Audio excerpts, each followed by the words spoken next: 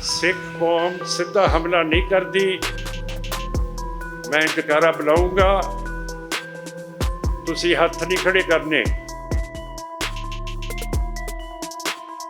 प्रधान साहब मता पास हो गया खालिस्तान का। बोले सो निहाल।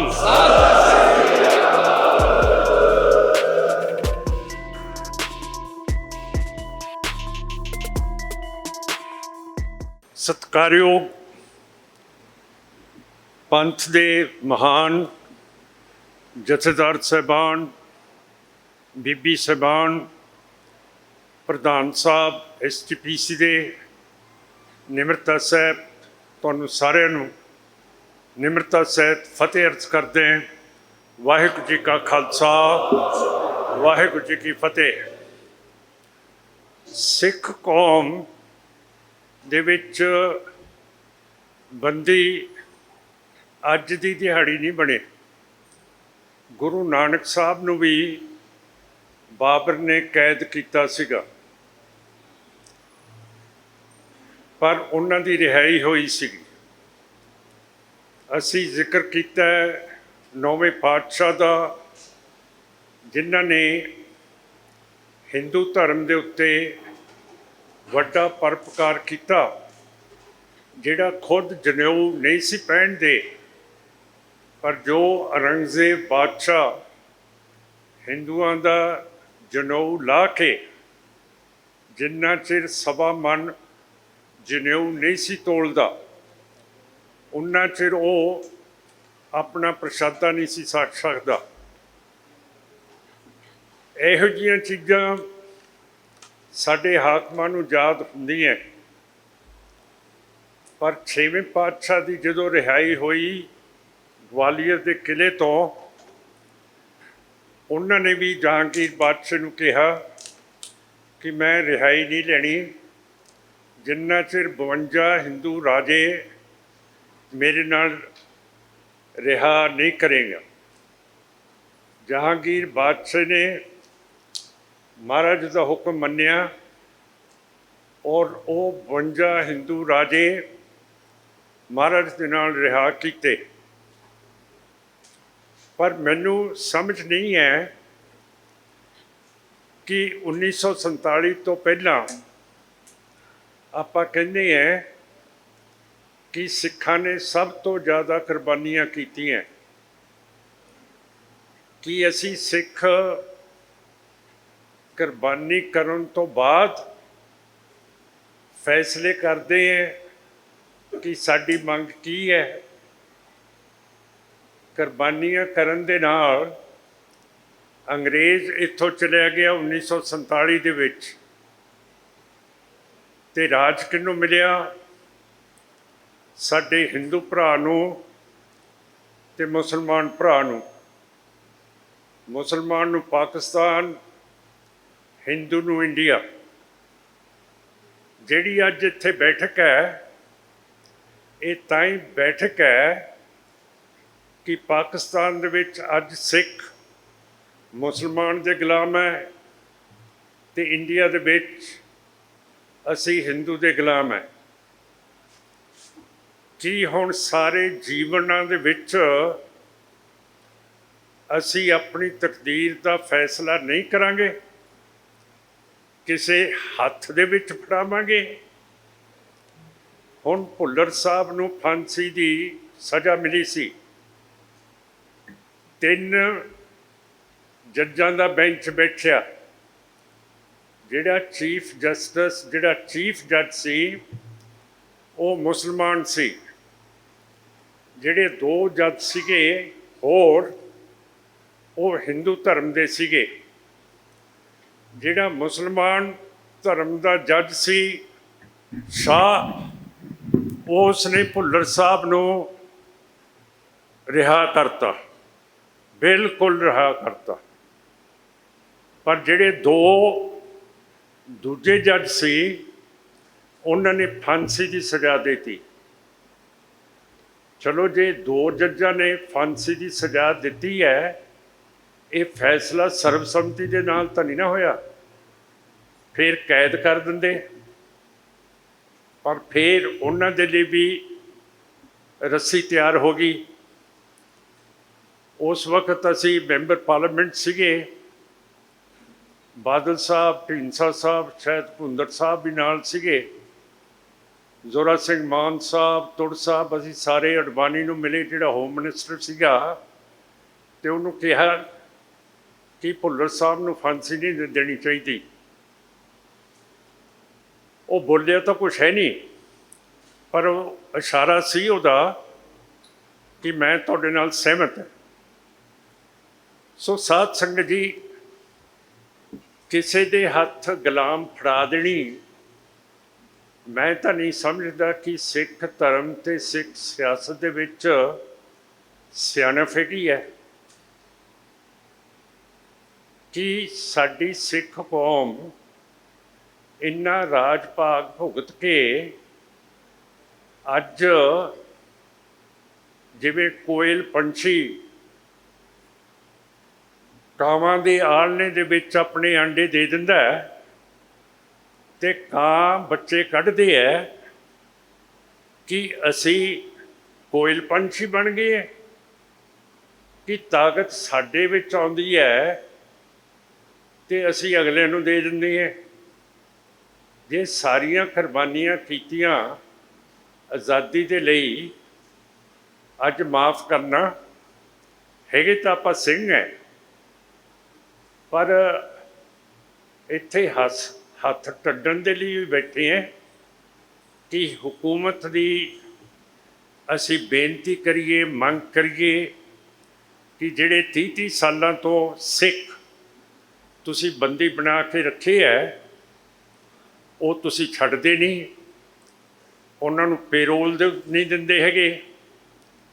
सौदे साध राम रहीम नूं पेरोल मिल जाती है, जिन्हें जबर जनाह कीता है, जिन्हें कतल कीते है, जिन्हें गुरु ग्रंथ साहब की बेअदबी की है, फिर अपना स्टेटस अज इंडिया दे विच काहदा कि इस तरह ही होना अपने मंगी जाना। जे किते काल पै जे उत्थे सिख दिंदे है, सेवा करते हैं, कोई तकलीफ आ जाए उत्थे सेवा करते हैं, पर सानू 1947 तो बाद मंगते बनाता है। और साडी पार्टी ने यतन कीते सीगे, बरगाड़ी दे विच 2018 दे विच मोर्चा लाया सी।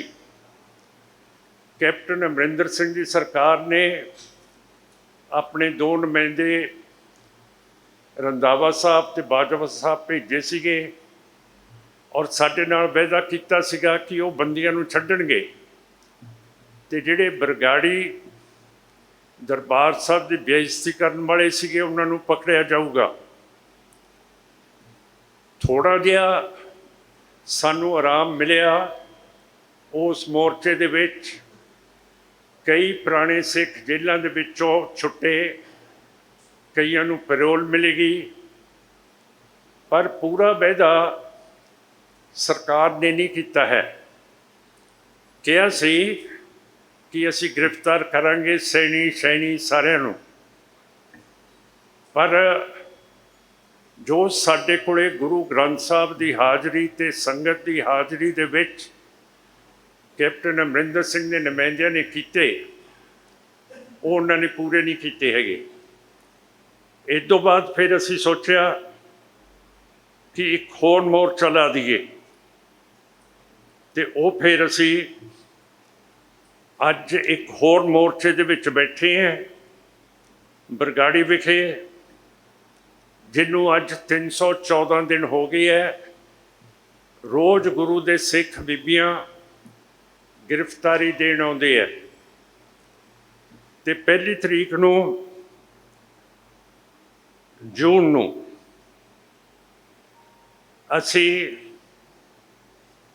एक वड्डा दिन मना रहे हैं कि इन्ने दिन हो गए है साडे मोर्चे नूं पर अजे तक बंदी सिख छुट्टे नहीं है। तो मैं तुहानूं सारिਆਂ ਨੂੰ सद्दा पत्र भेजदा है कि बरगाड़ी गुरुद्वारा साहब ਦੇ ਵਿੱਚ 1 जून ਨੂੰ ਜ਼ਰੂਰ ਦਰਸ਼ਨ ਦਿਓ, ਜਿਹਦੇ ਨਾਲ ਸਰਕਾਰ ਨੂੰ ਕੋਈ ਫਰਕ ਪਵੇ। थोड़े दिन होए है, मैं अज आपां इंडिया के बंदियां की गल करते हैं। मैं संगरामा विखे गया सी, उत्थे भाई हरजिंदर सिंह मिलिया, जिन्हें 34 साल बरतानिया की जेल दे विच कट्टे है। ऐ नहीं कि साडे बंदी सिर्फ इंडिया दे विच है, ऑस्ट्रेलिया दे विच भी अज सिख बंदी हैगे है। सारे पासे सिख बंदी फसे पे है। पर क्यों करके जदों साडे कोले हुकूमत हुंदी है उदों आपां गल नहीं करते। संविधान की धारा 161 है, जिहदे तहत गवर्नर की पावर है कि वो बंदियां नूं छड्ड भी सकदा है, सजा भी घट कर सकदा है। असी बजनौर गवर्नर नूं मिले सीगे ते उसने भी साडी बड़ी इमदाद की। जिन्ना कुछ होया उसने बंदी छुड़ाने शुरू किए। पर गल ये है कि जिहड़ा साडा निशाना है वो हुण टारगेट दे उत्ते नहीं वजदा, क्यों करके हुकूमत नहीं है। 1947 तो बाद आपां गुलाम है। तो प्रधान साहब नूं मैं बेनती करदा कि एक वफद फिर बनाउण, जिहड़ा मौजूदा गवर्नर है उहदे कोले भी एक याद पत्र दईए कि साडे जिहड़े भी बंदी हैगे है उन्हां नूं पूरी तरह रिहा किया जाए। जे फकर है मोदी साहब नूं लाल किले के उत्ते चढ़ के 9वें पातशाह का जन्मदिन मनाउण दा, तो मेरा मतलब है कि उन्हां नूं उही याद है कि तुहाडा जनेऊ बचाता। ते जिहड़े सिखां ने 1984 दे विच बरतानिया की फौज का, सोवियत रूस का, इंडिया की फौज का इत्थे संत जरनैल सिंह भिंडरां के मतहत होके मुकाबला किया। 72 दिन ये तकड़ियां दुनिया दियां फौजां अंदर नहीं बढ़न दित्तियां उस योधे ने। सो साध संगत जी, उसनूं भी कदे कदे आपां याद रखीए, ਉਹਦੀ भी फोटो इस हॉल ਦੇ ਵਿੱਚ ਹੋਵੇ। ਇਹ ਸਾਡੀ पार्लियामेंट है, ਇੱਥੇ जथेबंदी आके फैसले करती है, गुरमते करती है। और 1946 ਦੇ ਵਿੱਚ ਇਸੇ दरबार ਦੇ ਵਿੱਚ ਸਰਬਸੰਮਤੀ ਦੇ ਨਾਲ STPC ने मता पास किया सी कि सानू खालिस्तान चाहिए। ਉਹਦੇ ਵਿੱਚ मास्टर तारा सिंह भी सी, ਗਿਆਨੀ ਕਰਤਾਰ ਸਿੰਘ भी सी, नागो के साहब, सारे ਵੱਡੇ ਵੱਡੇ ਜਥੇਦਾਰ ਸੀਗੇ। ਇਹ ਮੈਂ ਗਪੌੜਾ नहीं मार रहा, ਇਹ ਸਾਡੇ ਬਜ਼ੁਰਗਾਂ ਨੇ ਇਸ ਹॉल ਦੇ ਵਿੱਚ खालिस्तान का मता पास किया होया। हुण मैं ज़्यादा तो नहीं कहना चाहता, मैं चाहुंदा कि STPC फिर उस मते की तईद करे। साडे हत्थ दे विच कुछ होना चाहिए। जे असी अगली हुकूमत दे कोलों कोई चीज़ मंगनी है, जिहड़ा सिख जंगनामा है, असी सीधा दुश्मन के उत्ते हमला नहीं करते। असी अपना वक्त देख के जिधर सानू दिखे कि ਦੁਸ਼ਮਣ ਕਮਜ਼ੋਰ ਹੈ ਉੱਥੇ ਹਮਲਾ ਕਰ ਦਿੰਦੇ ਆ। ਹੁਣ ਮੈਂ ਫਤਿਹ ਤੋਂ ਪਹਿਲਾਂ ਇੱਕ ਨਾਅਰਾ ਮਾਰੂੰਗਾ ਕਿ ਜਿਹੜਾ 1946 ਦਾ ਖਾਲਿਸਤਾਨ ਦਾ ਮਤਾ ਹੈਗਾ SGPC ਦਾ, ਉਸ ਨੂੰ ਫਿਰ ਆਪਾਂ ਹਰਾ ਕਰੀਏ ਔਰ ਆਪਣਾ ਪ੍ਰੋਗਰਾਮ ਬਣਾਈਏ। ਹੁਣ ਕਿਉਂ ਕਰਕੇ ਸਿੱਖ ਕੌਮ ਸਿੱਧਾ ਹਮਲਾ ਨਹੀਂ ਕਰਦੀ। ਮੈਂ ਜਕਾਰਾ ਬੁਲਾਊਂਗਾ, ਤੁਸੀਂ ਹੱਥ ਨਹੀਂ ਖੜੇ ਕਰਨੇ ਹਾਂ ਦੇ ਜਵਾਬ ਦੇ ਵਿੱਚ। ਮੈਂ ਇਸ ਤਰ੍ਹਾਂ ਸਾਰੇ ਦੇਖੀ ਜਾਊਂਗਾ,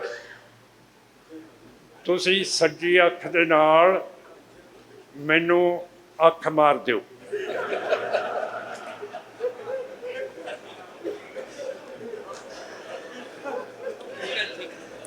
ਬੋਲੇ ਸੋ ਨਿਹਾਲ।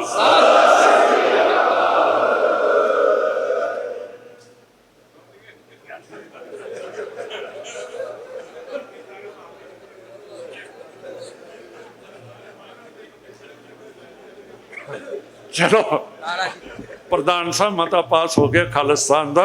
ਵਾਹਿਗੁਰੂ ਜੀ ਕਾ ਖਾਲਸਾ, ਵਾਹਿਗੁਰੂ ਜੀ ਕੀ ਫਤਿਹ।